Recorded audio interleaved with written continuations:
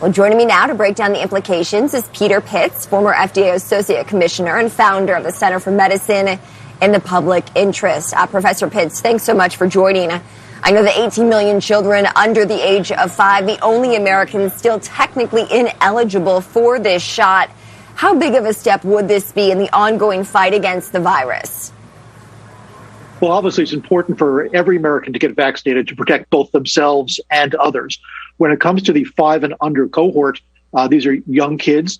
We want to protect their parents and their grandparents and their caregivers and their daycare providers. So it's all about protecting not just the kids, but all the people that are surrounding those kids. You know, the key lesson, or one of the key lessons from COVID-19 was clearly we need to protect those most at risk, older Americans and people with pre-existing conditions. Little kids are little incubators. Anybody that spends times around them knows that. So it's crucially important to make sure they don't become the spreaders of COVID-19, victors, not vectors, as we move forward. Any side effects, Peter, that we saw in this study? We had seen, of course, the risk in some cases of myocarditis, the inflammation of the heart in teenage males. Any information on that here with children? Well, the good news about the Moderna data that's given to the FDA is that they actually expanded the study to specifically look at risks for myocarditis. And not only are kids not at risk for myocarditis from the COVID-19 vaccine, they're actually protected from it. Children are more likely to get myocarditis if they are not vaccinated and get COVID-19 than they are from the vaccine itself. So good news there as well. What's the timeline here? When we could expect that children, young children under the age of 6 years old might be able to get a vaccination like this? Well, I don't have a crystal ball, but if the data holds up and the FDA holds a advisory committee in short order, I would suspect that by mid or late summer, we could have a vaccine available through emergency use authorization for kids 5 and younger. Mm-hmm.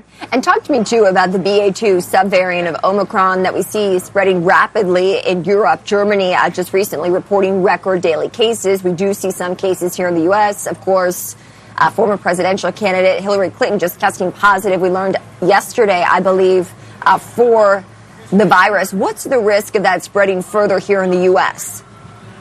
Well, it's definitely going to spread further in the U.S. I suspect it'll become the major strain in the U.S. Sooner rather than later. But the good news is, even though it is highly infectious, as is the Omicron virus, the Omicron variant writ large, it is not more severe from a symptomatic perspective. So if you get infected, you're going to have a light case. It will pass quickly, and that's really important. And that's going to speed COVID-19 from a pandemic to an endemic, which means we're going to deal with it on a regular basis, just like the annual flu. There'll be a vaccine, hopefully a vaccine that protects us against both the flu and COVID-19, that we can get together one shot and be protected. So there's no real fear that there's a new variant, because it is not severe. It is the same as Omicron. It comes on quicker. It'll leave quicker. Okay. One more quick question here. We see a lot of different areas rolling back mask mandates, relaxing protocols after the peak Omicron surge in the winter around the holidays has come down quite dramatically, even though COVID is still spreading. Do you recommend that people continue to wear masks? Do you think that relaxed protocols could perhaps provide more risk to the system? I think that if we believe in the science, if we're happy to say science is back, we have to abide by what it says when we agree with it and also when we don't agree with it. The CDC said that most of the U.S. is a green zone where we can safely take off our masks. If people want to keep them on, that's their privilege. People should do what makes them feel safe. But I think from a public health perspective, it is significantly different than it was even 3 months ago, and it's safe for Americans to take off their masks when appropriate. Okay, Peter Pitts, former FDA Associate Commissioner and founder of the Center for Medicine in the Public Interest. We appreciate the time. Thank you.